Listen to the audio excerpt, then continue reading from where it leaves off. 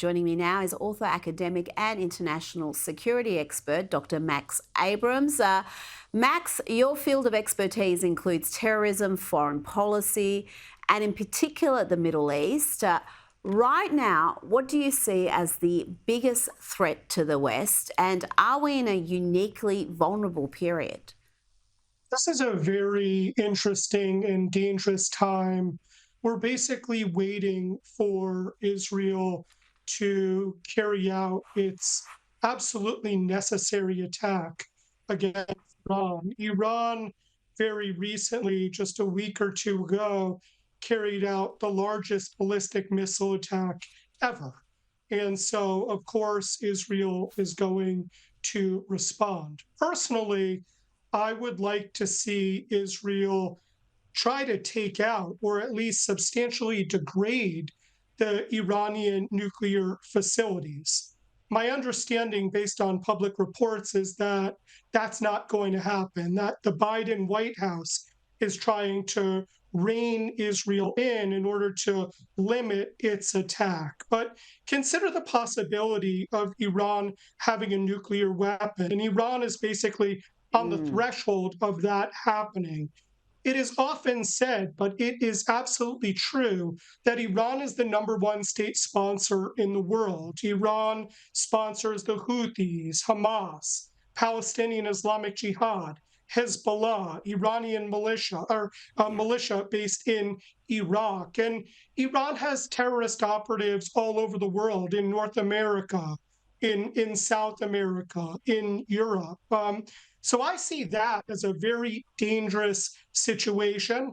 I think that a stronger response against Iran would make the world safer. But what's going to happen is that the Israeli response is going to be somewhat reined in because of pressure from the Biden White House. Then Iran is going to respond.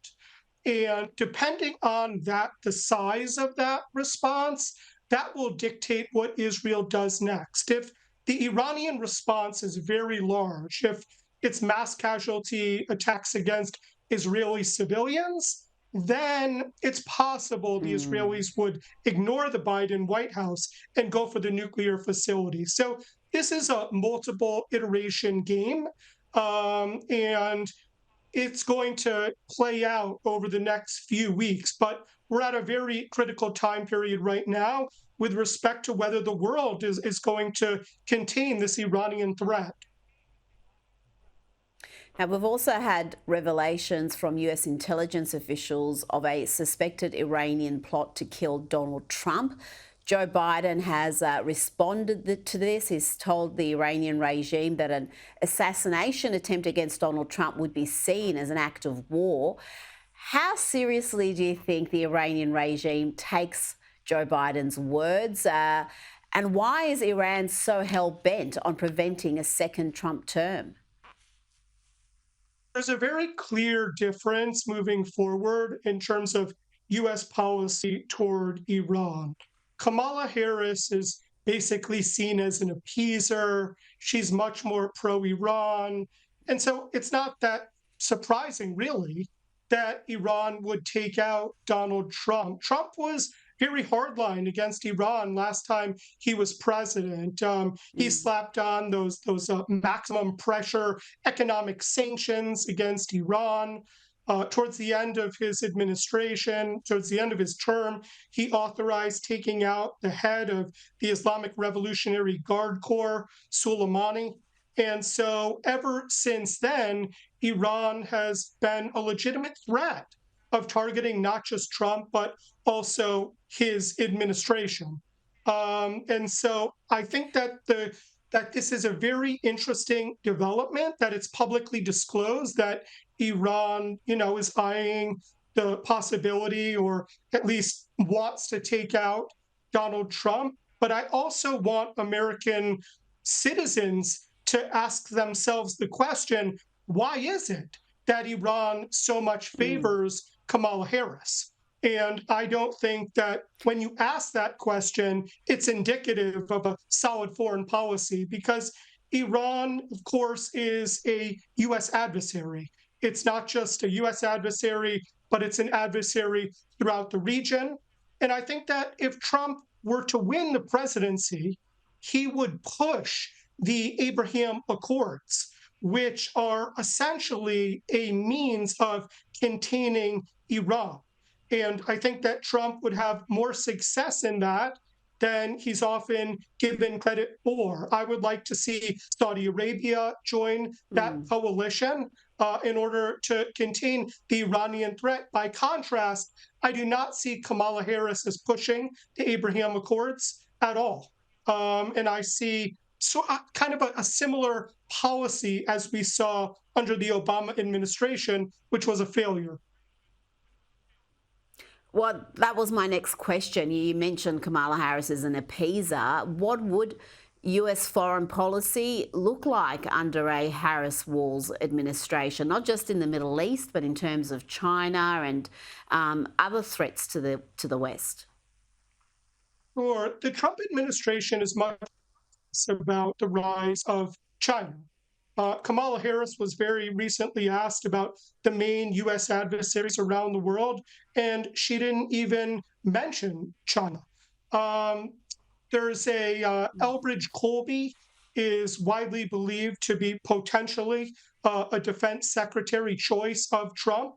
And if you listen to him, he is very much focused on the rise of China, defending Taiwan, making sure that China doesn't aggrandize throughout the Pacific, as well as strengthening India in order to act as a hedge against Chinese expansion in the Indo-Pacific. So that's another area where I think that Trump is stronger than Kamala Harris. I think that Kamala, because of the demographics and her constituency at home, would invest a lot of energy in trying to work with Hamas and trying to rekindle a peace process that isn't going to work there. So Americans do have a real foreign policy choice. I think that there would also be differences with respect to the war in Ukraine. I think that the Biden Mm. administration and Kamala Harris want to continue to perpetuate that war, whereas I think that Donald Trump is much more interested in ending it, even if it requires Ukraine making some concessions to Russia. So there are a lot of different, balls in the air and some very clear differences between the two main candidates.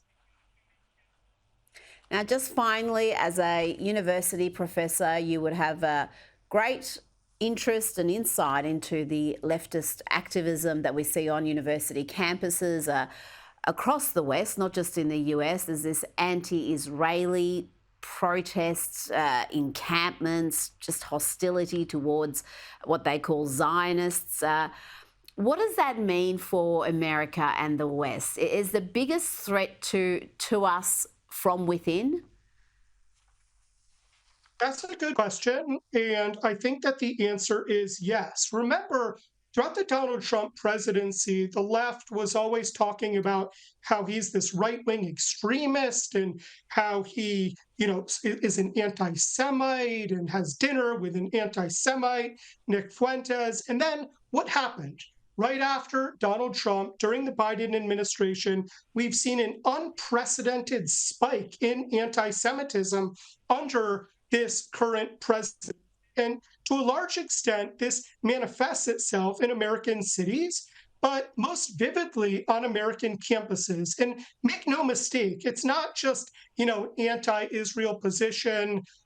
It's much worse than that. It is very much directed Mm. against the Jewish students. And so they're targeting the Hillels, which is where the Jewish students go and have Shabbat and celebrate, their religious Jewish holidays. This is all part of the dominance of the far left agenda within higher education. Higher ed is not just anti-Jew, it's anti-Hindu, it's anti-white. You need to be part of a very limited preferred group in order to gain privilege. And if you don't have privilege, the university, the administration, the faculty, as well as the students, they're going to punish you for it. And I would certainly hope and expect that under a Trump administration, we wouldn't see that kind of left-wing extremism, which has been such a big feature of the Biden administration.